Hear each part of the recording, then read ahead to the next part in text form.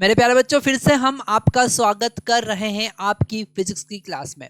हम यहाँ पर क्लास 11 फिजिक्स के सिलेबस को अगर देखें तो सबसे पहला पोर्शन जो आता है वो होता है काइनेमेटिक्स। और काइनेमेटिक्स में हम डिफरेंट कैटेगरीज देखते हैं मोशन की। हम स्ट्रेट लाइन मोशन की बात करते हैं या मोशन इन स्ट्रेट लाइन की बात करते हैं, मोशन इन प्लेन की बात करते हैं, जहाँ पर हम translatory motion, rectilinear motion, curve linear motion देखते हैं, प्रोजेक्टाइल मोशन देखते हैं, सर्कुलर मोशन देखते हैं। ठीक है, हम रोटेशनल मोशन की बात करते हैं जिसमें पार्टिकल जो है या कोई बॉडी है वो रोटेट करता है। ठीक है, तो यहाँ पर मोशन को अलग अलग कैटेगरी में डिवाइड करते हैं, पर जो लास्ट कैटेगरी हम देखने वाले हैं उसको हम कहेंगे ऑसिलेटरी मोशन। ऑसिलेटरी मोशन में हमको पता है कि एक मीन पोजीशन होती है और दो एक्सट्रीम पोजीशन होती है, और बॉडी जो है वो ऑसिलेटरी मोशन परफॉर्म करता है, मीन पोजीशन के about to and fro move करता है। और उसी कॉन्सेप्ट को हम और ज़्यादा अच्छे से समझने के लिए सिंपल हार्मोनिक मोशन की बात करते हैं। एक स्पेशल कैटेगरी है ऑसिलेटरी मोशन की। तो हम यहाँ पर स्टार्ट करने जा रहे हैं हमारे क्लास 11 का second last chapter, SHM, simple harmonic motion, oscillatory motion.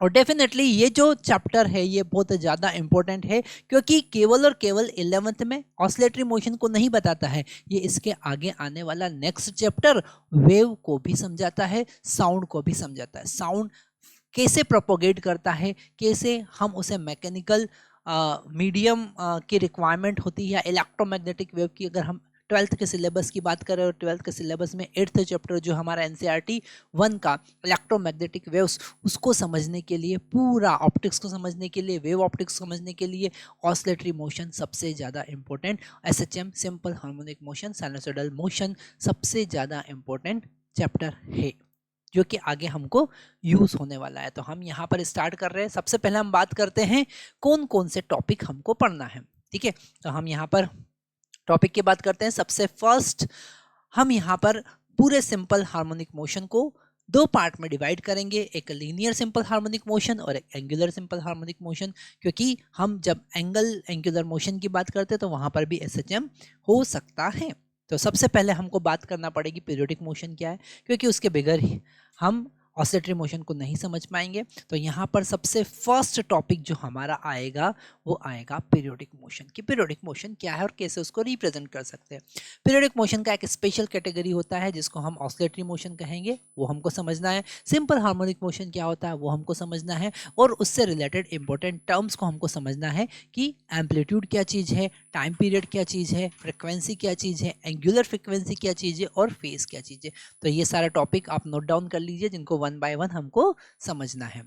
आगे हम बात करते हैं, पर यहाँ उससे पहले हम आगे हम बात करते हैं। तो हमको यहाँ पर एसएचएम का इक्वेशन, उसके डिस्प्लेसमेंट का इक्वेशन कैसे हम लिख सकते हैं, क्या उसके लिए कंडीशन होती है वो देखना है हमको। Motion and object attach to a spring, मतलब हमको स्प्रिंग ब्लॉक सिस्टम की बात करना है ना। अगर आपको ऑसिलेटरी मोशन जिसमें स्पेशल कैटेगरी है एसएचएम को देखना है, तो वहाँ पर सबसे बेस्ट एग्जांपल है स्प्रिंग से अगर कोई ब्लॉक को कनेक्ट कर देते हैं और उसको डिस्प्लेस कर देते हैं, तो वो क्या करता है, ऑसिलेटरी मोशन परफॉर्म करता है। स्प्रिंग को हमने देखा है, जब हमने स्प्रिंग को हैंग किया और एक ब्लॉक लटका दिया, तो प्रैक्टिकल भी हम परफॉर्म करते हैं लैब में, तो वो ब्लॉक जो है वो ऑसिलेटरी मोशन परफॉर्म करता है, जिसको हम सिंपल हार्मोनिक मोशन कह सकते हैं। हम यहाँ पर यूनिफॉर्म सर्कुलर मोशन की हेल्प से कैसे उसके फेजर डायग्राम को समझ सकते हैं, सर्कुलर मोशन के को कैसे उससे कोरिलेट कर सकते हैं वो देखेंगे। हम वेलोसिटी और एक्सेलरेशन का इक्वेशन देखेंगे, एसएचएम में वेलोसिटी को कैसे समझ सकते हैं, एक्सेलरेशन को कैसे समझ सकते हैं, सब कुछ हमको देखना है। हमको देखना है फेज क्या चीज़ है, फेज डिफरेंस क्या चीज़ है, वो हमको देखना है। ठीक है, अगर हम दो एसएचएम की बात करें या दो पार्टिकल अलग अलग एसएचएम परफॉर्म कर रहे हैं सेम फ्रिक्वेंसी से, तो उनका फेज डिफरेंस हम कैसे फाइंड करेंगे वो हमको फाइंड करना है, वो हमको समझना है। एनर्जी सबसे ज़्यादा इंपॉर्टेंट पार्ट है, एनर्जी। काइनेटिक एनर्जी कैसे फाइंड करेंगे, पोटेंशियल एनर्जी कैसे फाइंड करेंगे, मैकेनिकल एनर्जी कैसे फाइंड करेंगे। सिंपल हार्मोनिक मोशन में हम सारी चीज़ें देखने वाले हैं। Superposition of two simple harmonic motion, अगर दो पार्टिकल के ऊपर एसएचएम ओवरलैप होता है तो हम कैसे उसका एनालिसिस करेंगे, कैसे ओवरलैपिंग को देखेंगे। ठीक है, दो पार्टिकल अगर एक साथ एसएचएम परफॉर्म करते हैं, जैसे अलग दो एक स्प्रिंग के एंड पर दो पार्टिकल कनेक्टेड है, अब वो एसएचएम परफॉर्म कर रहे हैं, तो कैसे टाइम पीरियड फाइंड करेंगे। ठीक है, तो टू बॉडी का एसएचएम हमको देखना है, और हम आगे देखते हैं कि हमको क्या क्या चीज़ें देखना है। तो हम थोड़ा सा स्क्रीन चेंज कर देते हैं। ओके, अब हम बात करते हैं एंगुलर एसएचएम की। तो एंगुलर एसएचएम को कैसे हम समझेंगे, कैसे हम थीटा और अल्फा में रिलेशन फाइंड करेंगे कि alpha is equal to negative of theta होता है या alpha is directly proportional to negative of theta होता है। कैसे हम ये चीज़ों को समझेंगे वो हम इस टॉपिक में देखने वाले हैं। सिंपल पेंडुलम की बात करेंगे और सिंपल पेंडुलम का एनालिसिस दोनों तरीके से कर सकते हैं, लीनियर एसएचएम की हेल्प से और एंगुलर एसएचएम की हेल्प से। फिजिकल पेंडुलम सबसे ज़्यादा इंपॉर्टेंट टॉपिक, फिजिकल पेंडुलम। अगर आप जेई नीट की बात करते हैं तो ये टॉपिक बहुत ज़्यादा इंपॉर्टेंट है। टॉर्शनल पेंडुलम की हम बात करेंगे, मतलब एक वायर से अगर हमने एक बॉडी को अटैच किया और उसको घुमा दिया तो वो कैसे एंगुलर एसएचएम परफॉर्म करेगी। टॉर्शनल पेंडुलम की हम वहाँ पर बात करने वाले हैं।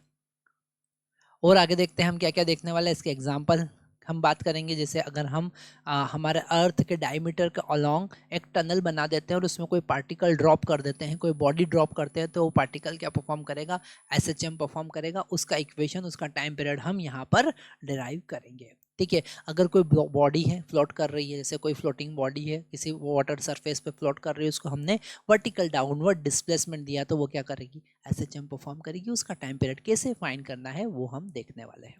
हम देखेंगे कि अगर हमने कोई यूट्यूब ले लिया और उसमें लिक्विड फिल कर दिया और एक साइड एयर ब्लो करवा दिया तो वो एसएचएम परफॉर्म करेगा। उसका टाइम पीरियड किन बातों पर डिपेंड करता है, ये सारी चीज़ें हम यहाँ पर देखने वाले हैं। तो अगर आप चाहते हैं कि आपका SHM simple harmonic motion, linear या फिर एंगुलर स्ट्रॉन्गेस्ट चैप्टर बने तो ये सारे वीडियोस आपको देखना है। इसमें हम JEPYQs की बात करेंगे, हम इसमें क्वेश्चन बैंक की बात करेंगे और लास्ट में हम इसकी टेस्ट की भी बात करेंगे।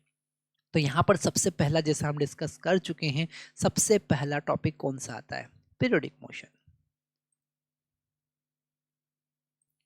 तो हाँ, यहाँ पर सबसे पहला टॉपिक कौन सा आएगा हमारा, सबसे पहला टॉपिक आएगा हमारा पीरियोडिक मोशन। अब पीरियोडिक मोशन को समझेंगे तभी ऑसिलेटरी मोशन हम समझ पाएंगे, तो इसलिए सबसे फर्स्ट हम यहाँ पर स्टार्ट कर रहे हैं पीरियोडिक मोशन। तो सबसे पहले डेफिनेशन हम देखेंगे, पीरियोडिक मोशन का डेफिनेशन क्या होता है। अगर कोई पार्टिकल, कैसे हम पीरियड की क्या बात करेंगे, पीरियड का मतलब अगर कोई पार्टिकल एक पर्टिकुलर टाइम इंटरवल के बाद में अपनी पोजीशन को रिपीट कर रहा है तो उसको हम कहेंगे पीरियोडिक मोशन। ओके, जैसे कि हम सैटेलाइट की बात करें, अर्थ के अराउंड कोई सैटेलाइट मूव कर रही है तो एक पर्टिकुलर पोजीशन बार बार वो रिपीट कर रही है। ठीक है, कोई बॉडी सर्कुलर मोशन परफॉर्म कर रहा है, हम फैन की ब्लेड की बात करें तो ब्लेड जो है एक पर्टिकुलर टाइम इंटरवल के बाद में अपनी पोजीशन को रिपीट कर रहा है। ठीक है, जैसे हम कार पार्किंग की बात करें तो एक पर्टिकुलर टाइम इंटरवल के बाद में हम क्या कर रहे हैं, बार बार कार वहाँ पर पार्क कर रहे हैं, दैट इज पीरियोडिक मोशन। तो जहाँ पर अगर कोई पार्टिकल, कोई बॉडी, कोई सिस्टम अपनी पोजीशन एक पर्टिकुलर टाइम इंटरवल के बाद रिपीट करता है उसको हम कहेंगे पीरियोडिक मोशन। ठीक है, तो यहाँ पर पीरियोडिक मोशन का डेफिनेशन आप जरूर लिख सकते हैं, motion of an object that regularly return to a given position after a fixed interval of time, and that fixed interval of time is called time period of that periodic motion. Okay, जैसे हमारे अर्थ का rotation का time period कितना है, that is 24 our. हमारे अर्थ के revolution का time period कितना है, दैट इज 1 ईयर। तो ये पीरियोडिक मोशन को हम समझ सकते हैं। एक फिक्स इंटरवल के बाद में, अगर एक फिक्स इंटरवल में अगर कोई बॉडी अपनी पोजीशन को रिपीट करती है तो उसको हम कहेंगे पीरियोडिक मोशन। ओके, क्या कहेंगे, पीरियोडिक मोशन व्हेन पार्टिकल और इन बॉडी और इन system repeat its position after a fix interval of time is called periodic motion, and that fix interval of time is called time period of periodic motion. तो यहाँ पर again again equal time interval के बाद में अपनी position को repeat करती है, इसको हम कहेंगे पीरियोडिक मोशन। आगे देखते हैं पीरियोडिक मोशन से रिलेटेड और क्या क्या इंपॉर्टेंट कॉन्सेप्ट हम समझ सकते हैं।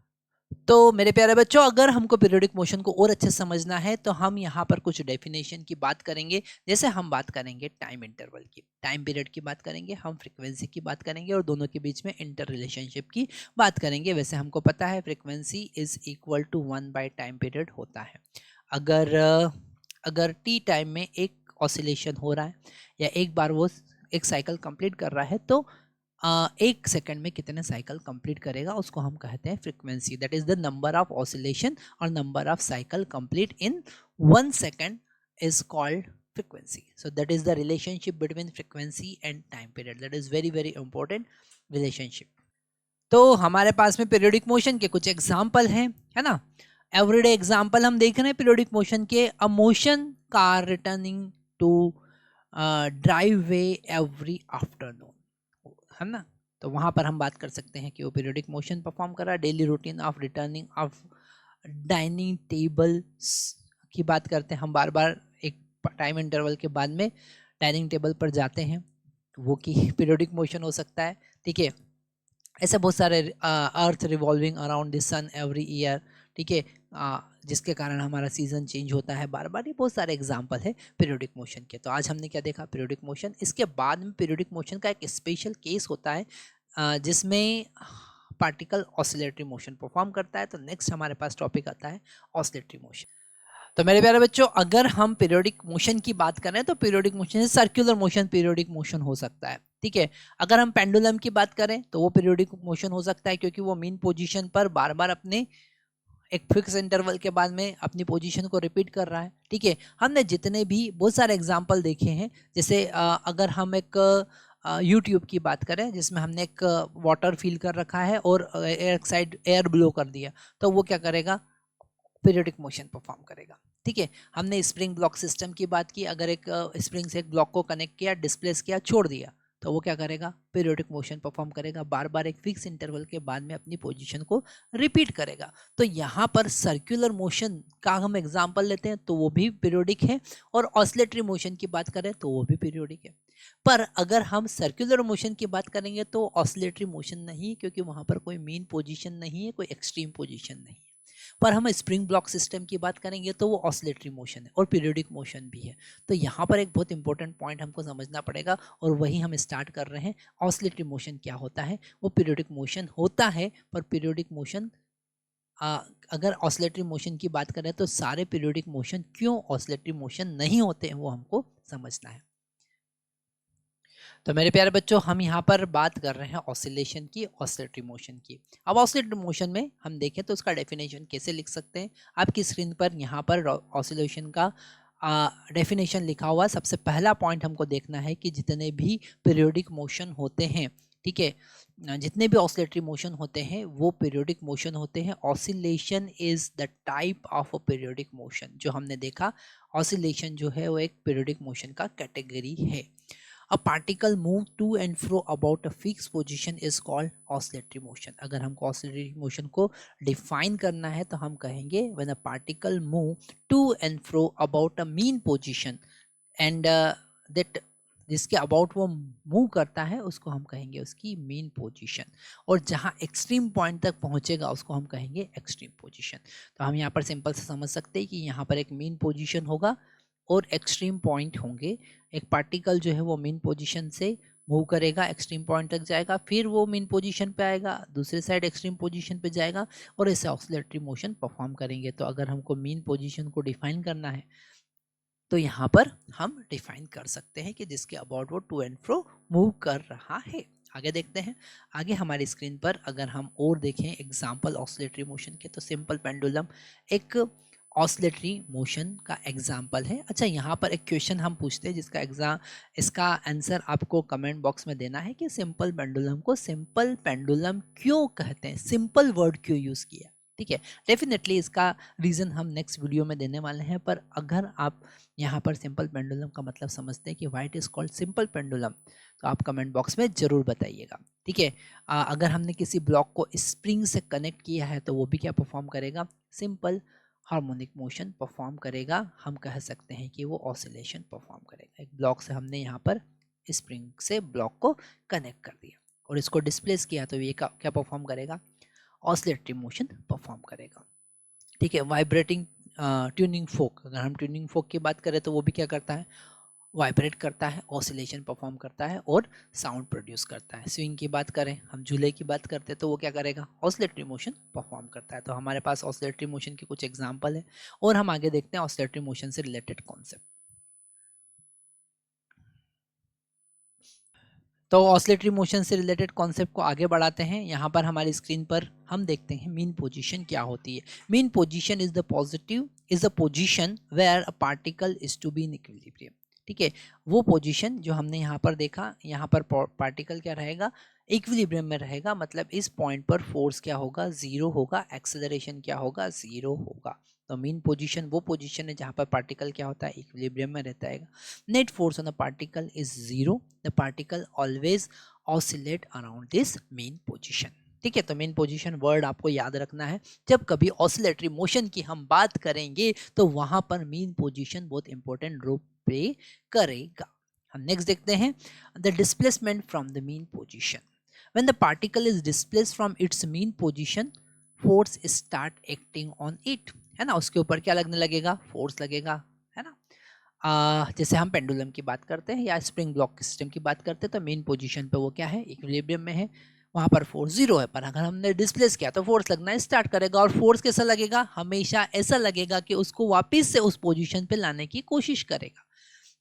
इसको हम कहते हैं रीस्टोरिंग फोर्स। जब कभी बॉडी पर रीस्टोरिंग फोर्स लगता है तो वो एसएचएम ऑसिलेशन मोशन परफॉर्म कर सकता है। तो यहाँ पर when particle try to bring this force is try to bring the particle back to the mean position, वापस से उसको मीन पोजीशन पर लाने की कोशिश करता है।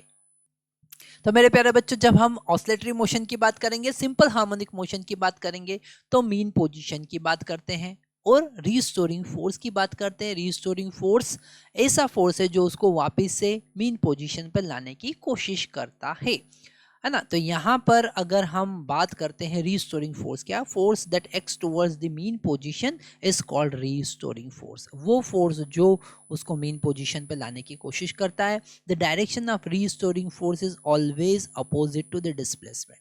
ठीक है, जिधर आप उसको डिस्प्लेस करोगे उसके अपोजिट डायरेक्शन में वो फोर्स लगने लग जाएगा। जैसे हमने स्प्रिंग ब्लॉक सिस्टम की बात की या फिर हम यहाँ पर सिंपल पेंडुलम की बात करते हैं। चलो, एक पेंडुलम को हमने लटकाया, इसको इधर डिस्प्लेस किया तो ग्रेविटी जो है वो अपोजिट डायरेक्शन में लगेगी। ठीक है, ग्रेविटी क्या करेगा, उसको मेन पोजीशन पे, या फिर हम अगर एक फ्लोटिंग बॉडी की बात करें तो हमने उसको नीचे प्रेस किया, अब थ्रस्ट फोर्स उसको क्या करेगा, वापस से ऊपर लेके जाएगा। जिस डायरेक्शन में हमने डिस्प्लेस किया उसके अपोजिट डायरेक्शन में रिस्टोरिंग फोर्स होगा। ये सबसे बड़ा इंपॉर्टेंट पॉइंट है, आपको याद रखना है। मतलब कि जो रिस्टोरिंग फोर्स होगा is directly proportional to negative of displacement. ये एक बहुत इंपॉर्टेंट पॉइंट आपको याद रखना है रिस्टोरिंग फोर्स के लिए, और वही रिस्पॉन्सिबल होता है उसको मूव करवाने के लिए। तो मेरे प्यारे बच्चों, हम यहाँ पर अब ऑसिलेशन से रिलेटेड और इम्पोर्टेंट पॉइंट देखते हैं। हमारी स्क्रीन पर ऑसिलेशन से रिलेटेड इंपॉर्टेंट पॉइंट लिखे हुए हैं जो आपको जरूर लिख लेना चाहिए इंपॉर्टेंट पॉइंट्स बनाकर। तो अगर हम मोशन की बात करें, ऑसिलेटरी मोशन में क्या क्या चीज़ें होती है, तो यहाँ पर हम देख सकते हैं एक्सट्रीम पोजीशन क्या चीज़ है, जो हम पहले भी डिस्कस कर चुके हैं। ऑसिलेटरी मोशन की जब हम बात करेंगे तो एक्सट्रीम पोजीशन की बात करते हैं। Particle start moving towards the mean position. Okay, extreme position पर जब होगा तो वो मीन पोजीशन की तरफ मूव करेगा। मीन पोजीशन पर मैक्सिमम वेलोसिटी क्या हो जाएगी, मैक्सिमम हो जाएगी। काइनेटिक एनर्जी भी क्या होगी, मैक्सिमम होगी। आप पेंडुलम के कॉन्सेप्ट को समझ सकते हैं। अगर हमने पेंडुलम को